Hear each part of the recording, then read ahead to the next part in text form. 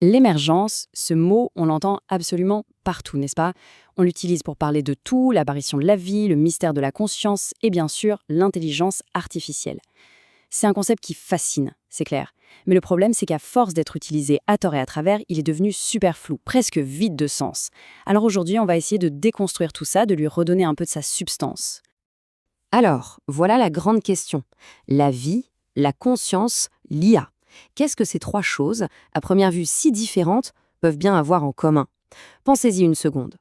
On a d'un côté la vie, un phénomène purement biologique. De l'autre, la conscience, cette expérience intime, subjective. Et puis l'IA, une création technologique de A à Z. Le lien ne saute pas aux yeux, hein. Eh bien, le nœud qui est censé les relier, c'est justement celui-là, l'émergence. Mais, et c'est là que ça se complique, ce mot est devenu une sorte de fourre-tout. On l'emploie pour tout et son contraire, et au final, il ne veut plus rien dire. Ça rend le débat quasi impossible. En fait, c'est devenu le principal obstacle pour vraiment comprendre de quoi on parle.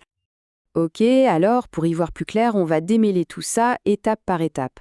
On va commencer par l'idée la plus répandue de l'émergence, qui est aussi, et de loin, la plus trompeuse. On entend souvent cet exemple, celui de la température. L'idée, c'est que la température d'un gaz serait une propriété émergente. Pourquoi? Parce qu'une seule particule de gaz, toute seule, n'a pas de température. Ça semble logique, non? C'est une idée qu'on retrouve partout, mais en réalité, c'est une fausse piste. Regardons ça de plus près. D'un côté, il y a la réalité physique, concrète, des milliards et des milliards de particules qui s'agitent dans tous les sens. De l'autre, il y a notre description de ce phénomène, un seul chiffre, la température. Mais le point vraiment crucial, il est là, dans l'univers. Physiquement, rien de neuf n'est apparu. Il n'y a pas de chose qui s'appelle température. C'est juste nous, notre façon de résumer, de décrire ce chaos de particules. Ce type de phénomène, on peut lui donner un nom. C'est l'émergence induite. Et le mot important ici, c'est induite. Parce qu'elle n'existe pas dans le système lui-même, elle est induite par l'observateur. C'est nous qui la créons. C'est une propriété qui naît de notre regard, de notre besoin de simplifier un truc hyper complexe pour pouvoir en parler. Et ça nous amène à une phrase qui résume tout parfaitement.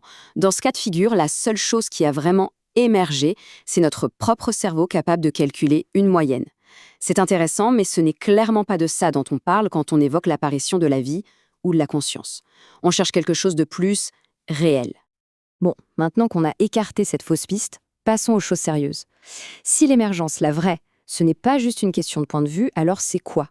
Il nous faut une définition beaucoup plus solide, une définition qui s'ancre dans la réalité physique. Et le concept clé ici, c'est celui de structure dissipative. Alors qu'est-ce que c'est que ce truc? Imaginez un flux d'énergie, comme de la chaleur ou de la lumière. Spontanément, la matière va s'organiser d'une certaine façon pour mieux dissiper cette énergie. Et en faisant ça, pouf, elle crée de l'ordre là où il n'y avait que du chaos.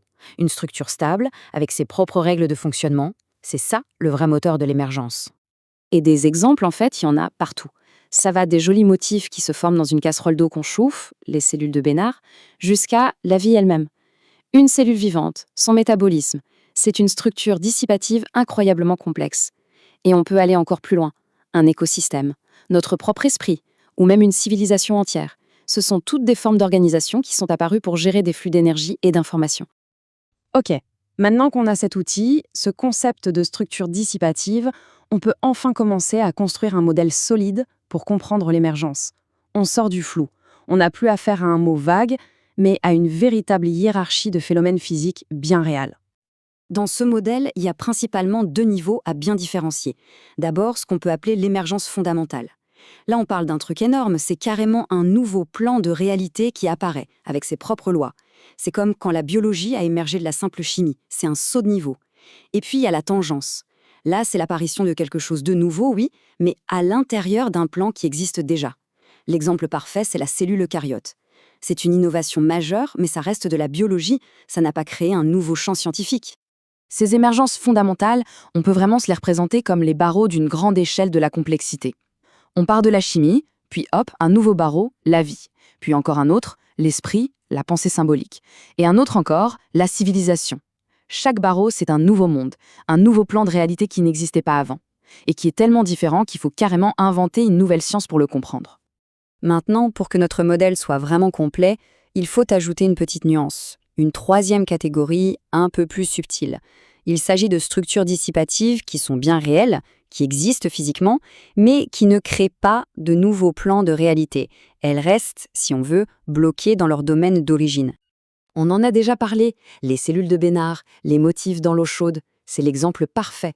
Oui, c'est bien une structure dissipative, mais pour la décrire, on n'a pas besoin de plus que la physique, la thermodynamique. Ça ne crée pas une nouvelle biologie de l'eau chaude. C'est la même chose pour la turbulence d'un fluide, ou même pour une révolution sociale. C'est un phénomène complexe, une structure, mais qui reste dans le plan de la civilisation. Bon, c'est bien joli tout ça, mais à quoi ça sert ce nouveau cadre de pensée ? Le vrai test, c'est de voir s'il peut nous aider à y voir plus clair sur des sujets brûlants. Et le sujet du moment, c'est bien sûr l'intelligence artificielle. Alors, allons-y, appliquons notre modèle à l'IA.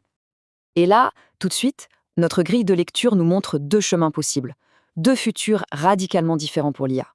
Le premier chemin, c'est ce qu'on a appelé la tangence. L'IA serait une tangence civilisationnelle, c'est-à-dire un outil incroyable, mais qui reste dans notre monde, dans le plan de la civilisation humaine. Elle dépend de nous. Le deuxième chemin, c'est l'émergence fondamentale, une émergence noétique. Là, l'IA deviendrait un système autonome qui se mettrait à créer son propre langage, ses propres règles, un plan de réalité symbolique complètement indépendant d'une autre. La distinction entre les deux est absolument cruciale. Et voilà la question, la vraie question que ce modèle nous force à nous poser. On arrête de se demander de manière vague si une IA sera un jour consciente, un mot aussi flou que l'était émergence au début. La question devient beaucoup plus précise, presque technique. Est-on en train de construire un super outil qui va juste enrichir notre monde ? Ou bien est-on en train de construire une structure capable de créer son propre monde, à côté d'une autre ? C'est ça la question de l'émergence. Et c'est là que tout se joue.